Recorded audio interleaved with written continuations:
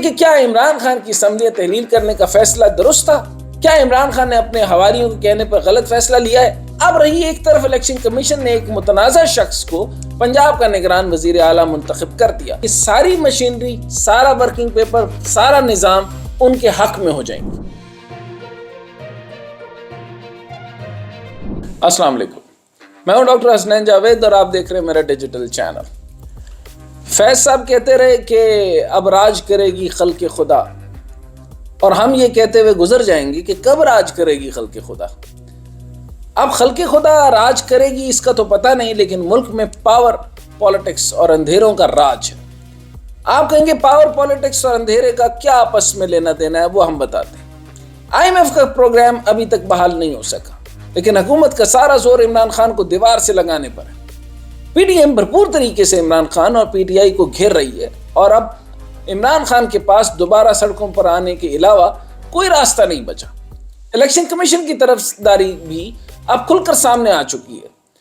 یہ آپ کو بہت عرصے پہلے سے پتا ہے کہ الیکٹورل ریفارمز جو ہیں وہ پری ریکوزٹ ہونے چاہیے تھے، لیکن خان صاحب نے پری ریکوزٹ کو مکمل کرنے کے بجائے الیکشنز کے اندر اترے، اور جو اب حالات ہیں اس کا انالیسس جو ہے وہ میں آخر پہ پیش کرتا ہوں، جو کہ مکمل طور پہ خان صاحب کے حق میں میں یہ پیش کروں گا اور یہ عرض کروں گا اور اس کو ڈیٹیل بھی کروں گا کہ خان صاحب کو یہ KPK اور پنجاب میں اسمبلی تحلیل نہیں کرنی چاہیے تھی، اور پرویز الہی صاحب مسلسل یہ کہہ رہے تھے کہ یہ اسمبلی تحلیل کر کے ہمیں فائدہ نہیں ہوگا۔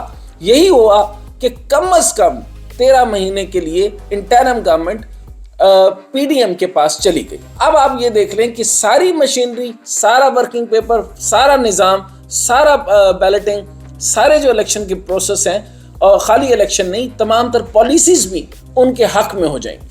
لیکن اب ہم اس کے اوپر گفتگو بعد میں کرتے ہیں۔ آپ کو خاص طور پہ بات بتا دوں، ایک جگہ کے اوپر ان کی گفتگو اور معاملات ہو رہے تھے، تو انہوں نے کہا، جب یہ کسی کے گھر میں آئے تو زرداری صاحب آگے تھے، انہوں نے کہا، اور پیچھے پرویز الہی صاحب آ رہے تھے، تو جملہ انہوں نے، اور محسن نقوی تقریباً middle of them but on the right, وہ بیٹھے کھڑے ہوئے تھے، تو انہوں نے کہا کہ میرا تو یہ بیٹا ہے، تہاڈا تے رشتہ دار ہے، میرا تے پتر ہے، تہاڈا رشتہ دار ہے۔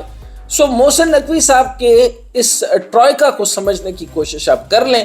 اس کے بعد CNN اور CNN سے رابطہ کہاں سے ہوتا ہے، یہ اب آپ کو بخوبی سمجھ میں آ گیا ہوگا۔ خان صاحب نے یہ کیلکولیشن کیوں نہیں کی، اور ان کے ساتھ بیٹھے ہوئے Aristotles, Plato, number of Aristotles and Platos اور سوکریٹیز، پتہ نہیں کون کون بیٹھا ہوا ہے، یہ سارے سمجھا نہیں سکے کہ کیا گیم ہے۔ اب رہی ایک طرف الیکشن کمیشن نے ایک متنازع شخص کو پنجاب کا نگران وزیر اعلیٰ منتخب کر دیا، تو دوسری طرف اسپیکر قومی اسمبلی نے PTI کے مزید 43 اراکین کے استعفے منظور کر دیے۔ اب قومی اسمبلی میں راجہ ریاض گروپ یعنی PTI کے منحرف ارکان ہی باقی بچے جن کو باقی رکھنا تھا، یہی پلان کا حصہ تھا۔ آپ نے دیکھا تھا کہ راجہ پرویز اشرف نے پہلے تو کہا کہ ایک آدمی ایک ہیرنگ، یعنی اتنا لمبا پروسیس چلے گا، یکدم 35، پھر 35، 79، اور پھر لے دے کر کے 43 بچے، 125 کا عدد پورا کرنا تھا، 15 چھوڑنے تھے، 15 چھوڑ دیے، یعنی راجہ ریاض گروپ۔ اب راجہ ریاض گروپ تو اپوزیشن کا، یعنی اس کو جیسے چائنا کے اندر میں نے پوچھا تھا کہ اپوزیشن کیا ہوتی ہے، کہ دیر جسٹ فرینڈلی اپوزیشن کر سکتے ہیں، سو فرینڈلی اپوزیشن کے اندر ہے، یعنی راجہ ریاض نے PDM کے لیے اہم ترین مورا بن چکا ہے۔ اب کئی سوال کھڑے ہو گئے، ایک تو یہ کہ کیا عمران خان کی اسمبلیاں تحلیل کرنے کا فیصلہ درست تھا؟ کیا عمران خان نے اپنے حواریوں کے کہنے پر غلط فیصلہ لیا ہے؟ کیونکہ دونوں اسمبلیاں تحلیل کرنے کے بعد بھی عمران خان حکومت کو الیکشن کروانے پر مجبور نہیں کر سکے، بلکہ اب پنجاب میں ایک متنازع شخص کو نگران وزیر اعلیٰ بنا دیا گیا ہے، جس کے بعد بڑے پیمانے پہ تقرریاں اور تبادلے بھی کر دیے گئے۔ یعنی آپ کو یہ پتہ ہونا چاہیے کہ پرویز الہی کے پرنسپل سیکرٹری محمد خان بھٹی کو فوری طور پہ انہوں نے آنے سے پہلے، جیسے پرویز الہی ابھی خود نہیں وزیر اعلیٰ بنے تھے تو محمد خان بھٹی کو پرنسپل سیکرٹری بنایا تھا، یہ بھی ابھی آئے ہی نہیں تھے، آفس سنبھالا ہی نہیں تھا، اور محمد خان بھٹی کو پہلے الگ کیا۔ اب یہ ہے پاور پالیٹکس۔ اب دوسری طرف اب صورتحال یہ ہے کہ PTI اپنے استعفے واپس لینے کے لیے الیکشن کمیشن کے ترلے کرتی پھرتی ہے، اور فواد چودھری کہتے پھرتے ہیں کہ اسمبلی میں واپس آنے کا مقصد صرف راجہ ریاض کو اپوزیشن کے عہدے سے ہٹانا تھا۔ What a shame, Fawad Chaudhry, what a shame, what a shame. You are the symbol of shame now. آپ کو سمجھ آنی چاہیے خان صاحب, آپ جس طریقے سے You are surrounded by idiots and few are the most idiot ever on the earth. آپ उनकी बात सुनते रहे, आप उनकी नंबर गेम समझते रहे और खान साहब तुसी छा गए हो, वाड़ के रख दो, तार के रख दो, बल्ले मारो ना तो सिर उड़ा के रख दो. ये निज़ाम आपका चलता रहा. अब जब टेक्निकल नंबर गेम्स की तरफ आप आए तो आप हार गए बुरी तरीके से. राजा रियाज को हटाना था. Fawad Chaudhary, are you out of your senses? किस तरह हटाना था? आपको समनिया तहलील करने, आपको हसद में मुब्तला हो गए कि परवेज़ इलाही बड़े अच्छे काम कर रहा है, रेस्क्यू 1122 कर रहा है, उसने जो लाहौर का हुलिया बदल देना है, उसने पूरे पंजाब को अपना कर लेना है और उसकी 10 सीटों से बदले में हट के 45 पे चला जाएगा, उसकी बार्गेनिंग पावर बढ़ जाएगी. और अब जो है वो पीटीआई में नहीं माना जा रहा परवेज़ इलाही को. परवेज़ इलाही कम अज़ कम आपको कवर तो देता, नए जो आपके खिलाफ केसेस बनने थे उसमें आपको मदद तो करता, आपको बचा लेता, ज़मान खान पे किसी की बुरी नज़र ना आने देता. लेकिन अब जो लोग आए हैं, हज़रत साहब जो ले गए, खान साहब प्लीज़ ट्राई टू अंडरस्टैंड कि आप कर क्या रहे हैं. आपने ये इस्तीफे नहीं देने थे, आपको ये पहले कैलकुलेशन करनी चाहिए थी. 13 महीने के लिए जो है वो अपनी तकदीर का फैसला किसी के हाथों में दे रहे हैं. अब वो आपको दीवार पे मारे या दीवार से लगाए, ये अब आपके हाथ में. आपके पीटीआई के तमाम अफराद, आपके तमाम ऑडियंस, आपके चाहने वाले, आपके सड़कों पे बंद करने वाले, क्यों सड़कें और क्यों अदालत? अदालत में जब केस लगेगा तो सड़कों पे क्यों आना है? सड़कों पे जाएंगे तो अदालत क्यों जाना है? मुझे दो समझ में नहीं आता. अदालत में अंदर खाने आपको बिल्कुल यकीन नहीं है और सड़कों पे जब आप जाएंगे तो आपके बारे में अभी रिसेंट जो नए आईजी साहब आए हैं उनका बयान आपने सुन लिया होगा. बड़ा कैटेगोरिकली कहा है किसी को भी हल्की सी भी जुम्बिश करने की इजाज़त नहीं दी जाएगी. अब किसी तरह से भी आपको जो है किसी तरह के भी एजिटेशन की इजाज़त नहीं मिलेगी. ये पहला आपका मोहरा हो गया. मैं कई नाम लूँगा और कई चीज़ें बताऊँगा कि ब्यूरोक्रेसी की कौन कौन लोग आपके सर पे सवार होने जा रहे हैं, लेकिन आईजी साहब सबसे इम्पोर्टेंट है, इसको देखें. अब अपोजिशन की बात हो गई. लोग अब ये भी पूछ रहे हैं कि क्या ये बेहतर नहीं था कि परवेज़ इलाही पंजाब के वज़ीर आला बने रहते? लेकिन अब तो जो होना था वो हो चुका. सवाल ये कि इमरान खान का क्या करेंगे? अगरचे उन्होंने एहतजाज का ऐलान तो कर दिया है, लेकिन इमरान खान ने हमजा शहबाज के मुख्तसर दौर में भी पंजाब से लॉन्ग मार्च इस्लामाबाद गया था, तो पंजाब पुलिस ने तब भी पीटीआई का क्या हाल किया था वो सबके सामने. अब जबकि पीडीएम का अपना निगरान वज़ीर पंजाब पर मुसल्लत कर दिया गया है और पंजाब में एक बार फिर राना सनाउल्लाह का राज होगा, तो पीटीआई को सख्त रद्द अमल का सामना करना पड़ सकता है.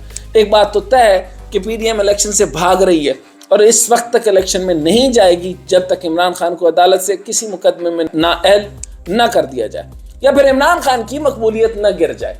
तो ये मकबूलियत तो गिरेगी या नहीं गिरेगी, लेकिन बहरहाल जो उन्होंने बिल्कुल गलत मूव किया है उसके ऊपर मेरा ख्याल है मकबूलियत को गिर ही जाना चाहिए, क्योंकि ऐसी हरकत यानी 13 महीने दे दिया आपने.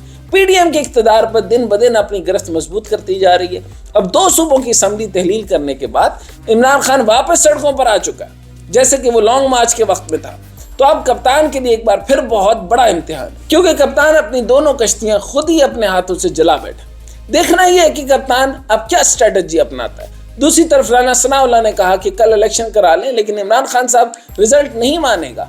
ये बात तो दुरुस्त है, नहीं मानेगा.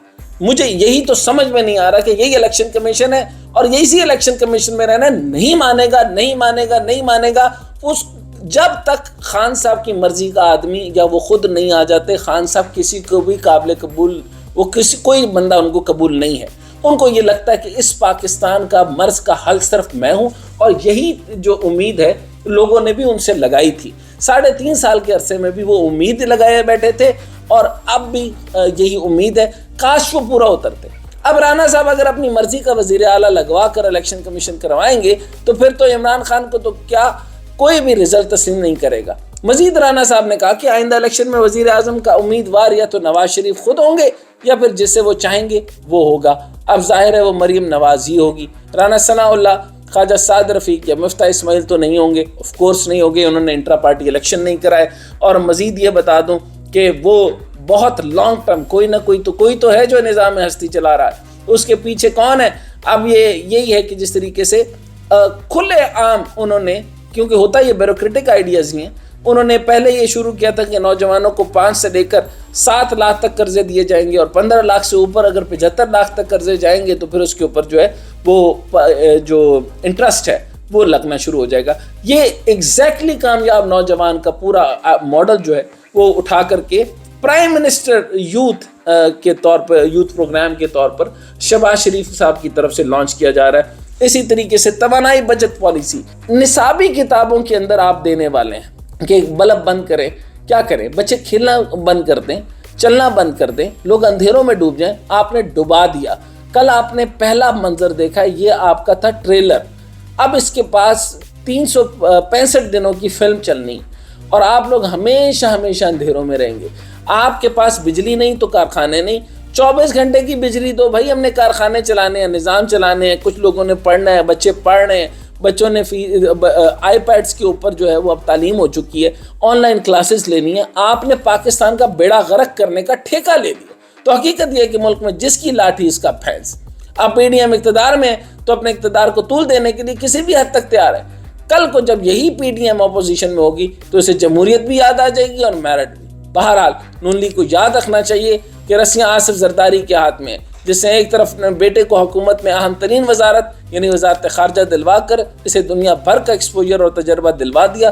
واٹ این انٹرنشپ، اور دوسری طرف اب پنجاب میں بھی اپنا بندہ نگران وزیر اعلیٰ لگوا لیا۔ سوال یہ ہے کہ نون لیگ کو اس سے کیا فائدہ ہو رہا ہے؟ سوائے وزیر اعظم شہباز شریف کے اقتدار کو چند دن طول ملنے سے نون لیگ کو یاد رکھنا چاہیے کہ پنجاب میں ان کی گرفت نہ صرف کمزور ہے بلکہ ختم ہو چکی، اور آصف زرداری خاموشی کے ساتھ جمہوریت سے بہترین انتقام لے رہا ہے۔ اور یہ انتقام جو ہے یہ کب ہوگا؟ یہ انتقام جمہوریت سے نہیں، جمہور سے، اور یہ جمہور جو ہے یہ نہ راج کرے گی، اور راج کیا کرے گی؟ یہ خوار ہوگی خلق خدا۔